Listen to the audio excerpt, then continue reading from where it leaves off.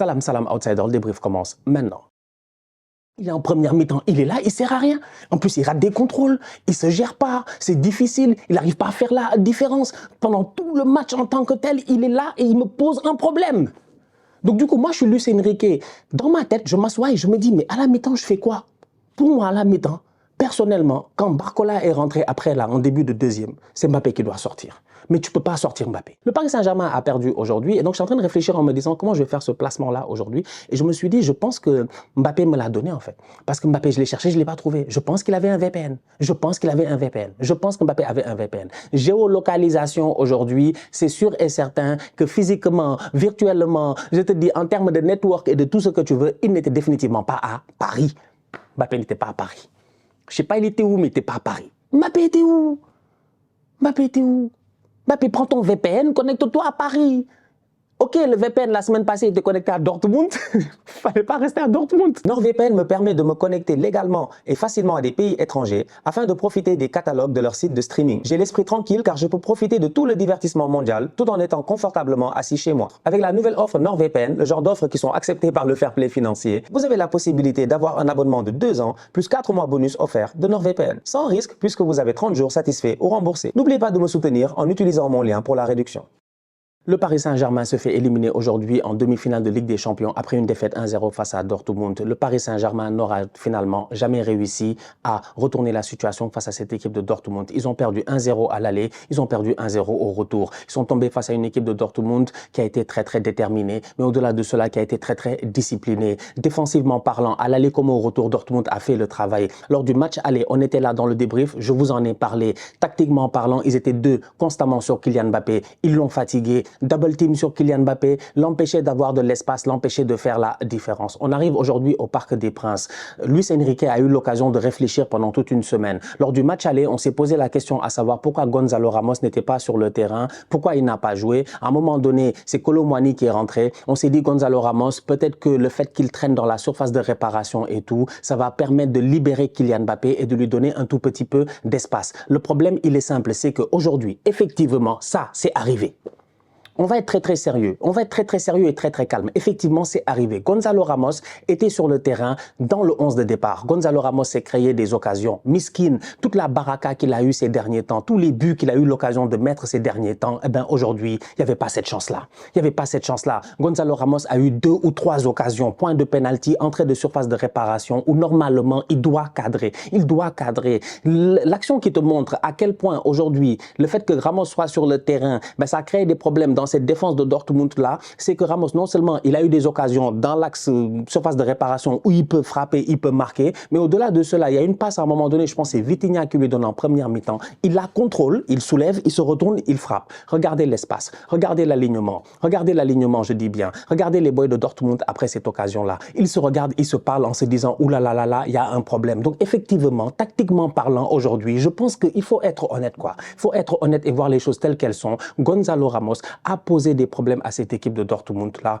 en étant dans l'axe dans l'axe en fait. Il a posé des problèmes et en plus de cela, il a eu l'apport qu'il fallait parce que le boy il passait son temps à défendre, à courir, à revenir dès le début de la rencontre. On l'a vu, 10e et quelques minutes, c'est lui qui est en train de faire un genre de pressing, après il harangue ses coéquipiers en disant ouais les gars il faut pas lâcher et tout. Donc du coup tu vois l'apport de Gonzalo Ramos aujourd'hui, mais un attaquant a besoin de baraka, il a besoin de chance, il a besoin que lorsqu'il règle la mire, eh ben qu'il réussisse à cadrer et aujourd'hui plusieurs fois d'affilée il n'a pas réussi à cadrer. Donc du coup je mets ça de côté en me disant que Gonzalo Ramos aurait pu amener et changer ce match là et l'amener à un autre niveau. Malheureusement il n'a pas réussi à le faire. Revenons sur Kylian Mbappé. Kylian Mbappé a Gonzalo Ramos qui est sur le terrain. Donc du coup Kylian Mbappé, normalement, si tu regardes bien, il devrait y avoir de l'espace. Mais Dortmund ne lui a pas donné de l'espace. C'est pour cela que je dis que pour moi, à mon humble avis, aujourd'hui, Dortmund, faut les saluer. Parce qu'au-delà d'avoir été déterminés, ils ont été disciplinés. Ramos étant sur le terrain ou pas, qu'il y ait une ligne offensive. Et plusieurs fois, on l'a vu en première mi-temps, le Paris Saint-Germain jouait avec une ligne où il y avait Achraf Hakimi qui était complètement là-bas du côté droit. Tu avais Ousmane Dembélé, tu avais Gonzalo Ramos, tu avais Kylian Mbappé. Donc normalement, quand tu as ces 4-là, et de temps en temps, tu avais Nuno Mendes qui osait monter. Mais bon, Nuno Mendes, durant toute la phase de match aller-retour, là, de Sancho l'a pris comme son petit. Sancho l'a dribblé comme du n'importe quoi. Donc, ça a été compliqué pour Nuno Mendes. Donc, de temps en temps, il montait, de temps en temps, il montait pas. À un moment donné, j'ai l'impression qu'on lui a dit de ne plus monter. Donc, c'est pour dire à quel point tu regardes ça et tu te dis, OK, ils sont 4 devant. Normalement, Mbappé doit réussir à trouver des espaces. Il n'a trouvé aucun espace. Et même quand il a trouvé des espaces, il ne réussit pas à faire la différence. Ça m'amène au cas Kylian Mbappé. Aujourd'hui, franchement, je m'inquiète. Je m'inquiète. Le boy, c'est un grand joueur, c'est un grand buteur. Il nous l'a montré. Tu lui donnes de l'espace, il est capable de venir, d'enrouler un ballon. Il est précis, il est dangereux. OK, il peut mettre des ballons en lucarne, il peut croiser, il peut faire n'importe quoi sur un terrain de football. Mais Kylian Mbappé, aujourd'hui, je suis désolé, quand il colle la ligne et qu'il joue face à une équipe comme Dortmund qui lui donne très peu d'espace, qui lui donne pas la profondeur dont il a besoin, il est inutile. Il te sert à rien. Il est en première mi-temps, il est là, il sert à rien. En plus, il rate des contrôles, il se gère pas, c'est difficile, il n'arrive pas à faire la différence. Pendant tout le match en tant que tel, il est là et il me pose un problème. Donc du coup, moi, je suis Luis Enrique. Dans ma tête, je m'assois et je me dis, mais à la mi-temps, je fais quoi? Pour moi, à la mi-temps, personnellement, quand Barcola est rentré après, là, en début de deuxième, c'est Mbappé qui doit sortir. Mais tu peux pas sortir Mbappé. Tu ne peux pas toucher à Kylian Mbappé parce que Kylian Mbappé, c'est Kylian Mbappé et qu'à tout moment, on ne sait jamais, il est capable de claquer un but et tout. C'est pour cela que je parle des grands joueurs dans les grands soirs. Kylian Mbappé, la dernière fois, on l'a vu face à la Sociedad, il s'est géré, il a été très bon. Face au Barça, il a mis 2 buts, on l'a vu lors du dernier match, mais son match n'est pas bon, quiconque. Et franchement, son match n'est pas bon. Son match n'est pas mauvais, mais son match n'est pas bon. C'est parce qu'en fin de rencontre, oui, il réussit à être bien positionné, il claque ses buts, il a l'impact qu'il faut, il a la présence qu'il faut, il a les statistiques qu'il faut, il est à saluer, c'est le plus important à la fin, son équipe a été qualifiée. Mais intrinsèquement parlant, est-ce qu'on a vu un Mbappé qui nous a fait... Parce qu'il y a des boys ici qui font des matchs. Statistiquement, ils n'amènent rien, mais ils changent le cours du match. C'est important des fois. Il y a des boys ici. Statistiquement, ça amène rien, mais ça change le cours du match. Jadon Sancho nous a pas fait 2 matchs où statistiquement, il nous a mis 4 buts par-ci, 5 buts par-là. Non, le match de là-bas, là, le match aller, il n'est même pas inclus. C'est Schlotterberg, long ballon, Füllkrug, but. Ici, il n'est pas inclus. C'est pas lui qui a frappé le corner, non. Il n'est pas inclus. Donc, je veux comprendre, en fait, de temps en temps, réussir à déstabiliser l'autre équipe. Ramène quelque chose. Mais Mbappé, lors le match face au Barça, pour moi, il nous a fait des meilleures performances, même s'il a mis 2 buts. Donc aujourd'hui, tu arrives face à Dortmund, tu t'attends à quelque chose de sa part, et malheureusement, il est décevant. Il est under the level. Il nous a fait un match de tocard. Franchement. Non, mais en toute honnêteté, en fait, je suis là, je réfléchis, putain, je me dis, mais c'est parce qu'il a un statut qu'il est intouchable, mais le boy n'a pas fait un bon match. Gonzalo Ramos est sorti, oui, il a raté beaucoup, mais peut-être qu'à un moment donné, sur 5 ratés, il y en a un qui allait rentrer. Peut-être que le 1 qui allait rentrer, ben, je ne sais pas, ça allait relancer l'équipe, je ne sais pas. Moi, il y a quelque chose qui me fait dire que peut-être Gonzalo Ramos devait rester sur le terrain. Quelque chose me fait dire que Kylian Mbappé, malheureusement, malgré tout le talent qu'il a et tout, c'était sa dernière Ligue des Champions au Paris Saint-Germain. C'était le moment d'aller en finale. Franchement, c'est-à-dire qu'il y a des adversaires aussi beaucoup plus compliqués que Dortmund, malgré tout le respect que j'ai pour Dortmund. Ils ont fait, franchement, ils ont été énormes toute la Ligue des Champions. Mais sur le papier, Paris aurait pu avoir un adversaire beaucoup plus difficile et tout. Peut-être ça les aurait plus motivés. Peut-être ils ont sous-estimé Dortmund. Mais Dortmund nous a sorti une top performance. Franchement, défensivement parlant, ils ont été très bons. Entre les lignes, ils ont été très bons. Moi, j'ai été bluffé par le match de Sabitzer. Encore une fois, le match de Julian Brandt. Emre Can, même quand il était en galère, et plusieurs fois, je suis comme, mais mettez-lui la pression, il est tout seul, mettez-lui la pression, il n'y a personne pour lui mettre la pression. Le premier qui lui met la pression, c'est Gonzalo Ramos. Où sont les milieux de terrain du Paris Saint-Germain? Sur le milieu de terrain de Paris Saint-Germain, tu regardes le match de Dortmund et tu peux voir l'effort de Sabitzer, tu peux voir l'effort de Julian Brandt, tu peux voir, je dis bien, les efforts que font défensivement Adeyemi et tout ça. Tu vois cet effort-là, mais où est-ce que tu vois l'effort de Fabian Ruiz? Zahir Emery, moi je l'aime bien, il est très talentueux et tout, il a touché le poteau. Ok, Paris n'a pas eu de chance, donc je suis 4 fois le poteau, je comprends pas, j'ai l'impression que c'est le marabout de Bellingham. Marabout de Bellingham, il a dit, lui, il va amener Bellingham et Dortmund en finale. On va voir, attention au Bayern. On ne sait jamais avec Tuchel et Harry Kane. Mais c'est pour dire, ça va pas. Ça va pas en fait. Tu regardes l'équipe de Paris aujourd'hui, c'était amorphe. C'est difficile. Marquinhos, oui, défensivement, guerrier, bon match et tout. Ils ont réussi à accompagner Adeyemi à un moment donné en première mi-temps. Ils ont été calmes, ils ont été sereins. Ils n'ont pas fait comme Araujo, faire des tacles comme ça, etc. Donc, Adeyemi, bien accompagné par Marquinhos et ensuite Beraldo qui vient le bloquer un peu, fait une frappe. Donnarumma fait l'arrêt. Donc, tu regardes ça, tu te dis, OK, ça peut tenir. Oui, il y a des lacunes. Au milieu de terrain, ça se voit, il y a trop d'espace. Quiconque a vu le match, il l'a vu. Est-ce que vous avez vu ce que moi j'ai vu? Moi, je vois les espaces, je me dis, mais c'est pas possible.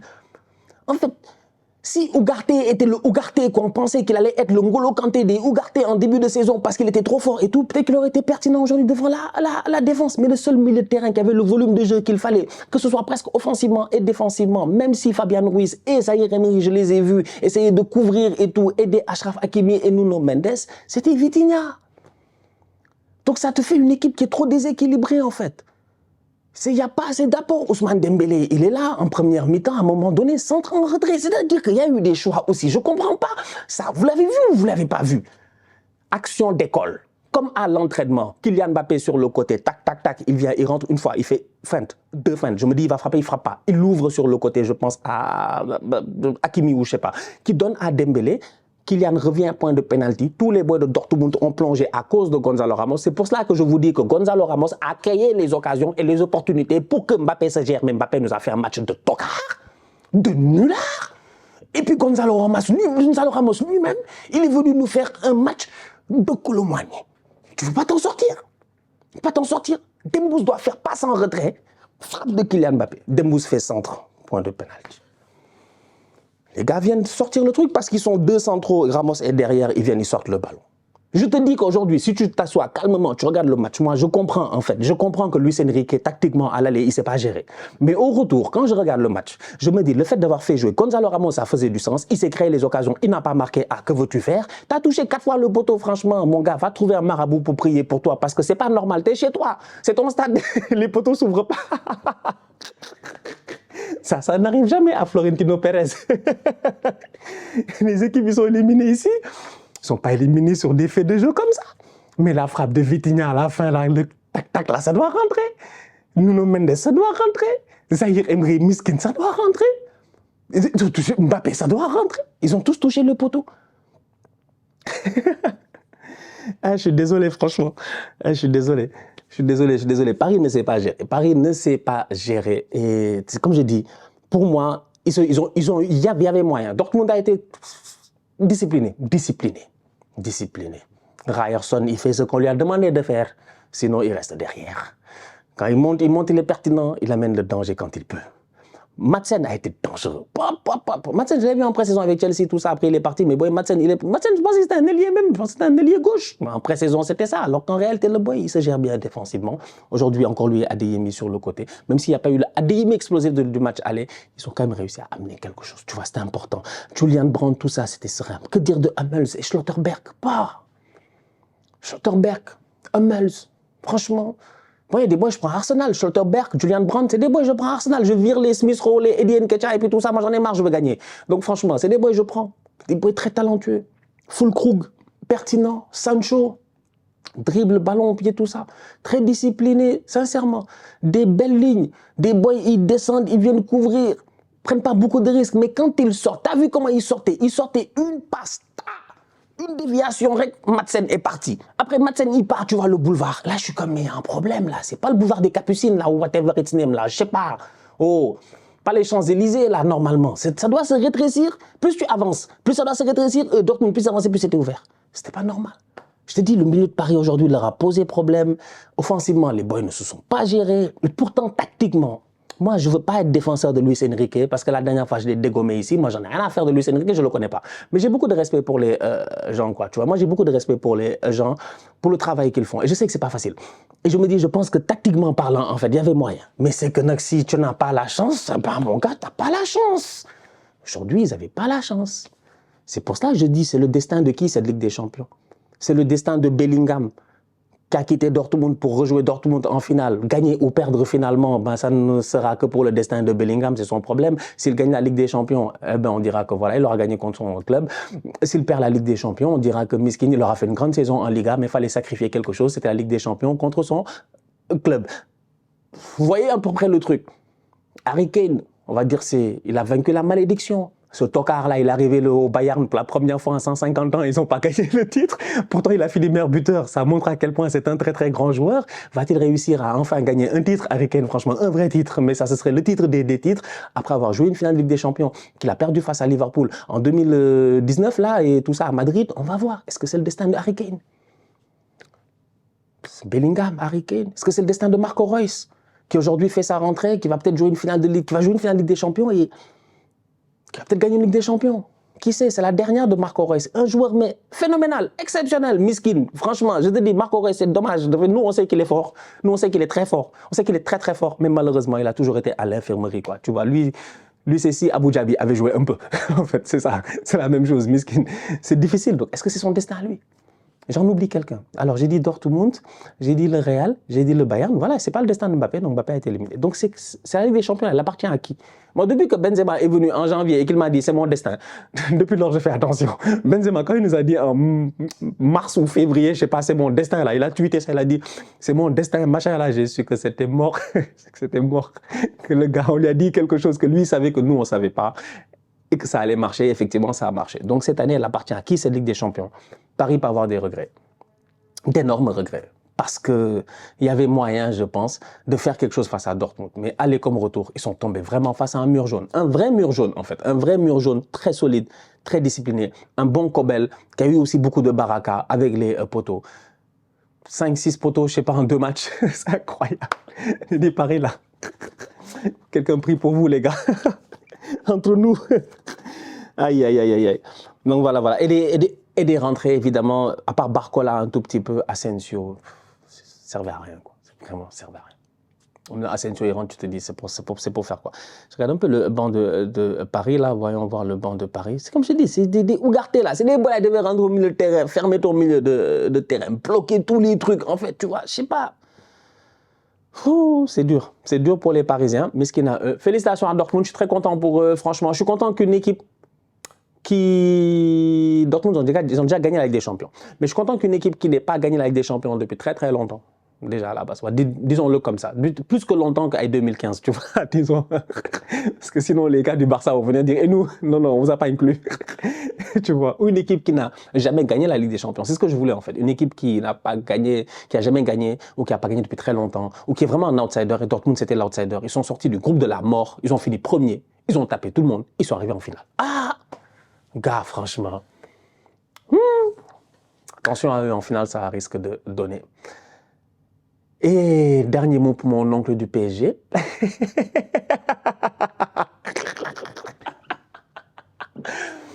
Il va encore revenir la saison prochaine. En début de saison, on est de retour. Je lui avais dit, vous êtes de retour pour aller où? Tonton, vous êtes de retour pour aller où? Tonton, c'est à toi que je parle. Grand fan du Paris Saint-Germain. Tous les jours, je reçois des messages. Il y croit, il y croit, il y croit. Ah non, franchement, sincèrement, miskin. Mais l'année prochaine, on sera là encore. Franchement, on sera là avec toi, tonton, on y croit. C'est la bonne l'année prochaine. Par contre, il n'y aura pas de Mbappé, on va voir ce que ça va donner. J'ai vu un tweet, ça m'a tué. Les gars ont dit, et si Florentino Pérez, il change d'avis en fait? Parce que Mbappé, là, c'est ce qu'il fait en ce moment. Et si Florentino il change d'avis? J'ai dit, ah, arrêtez, arrêtez, ça serait abusé comme. Ça serait abusé. Florentino n'ose pas faire ça à Kylian, quoique. En tout cas, bon, c'est bien de finir sur une note de rigolade. La famille, on se capte très très bientôt pour une nouvelle vidéo. D'ici là, continue à liker, continue à partager, on s'abonne, on s'abonne, on s'abonne. On est ensemble, on reste en santé, c'est le plus important. Tous outsiders.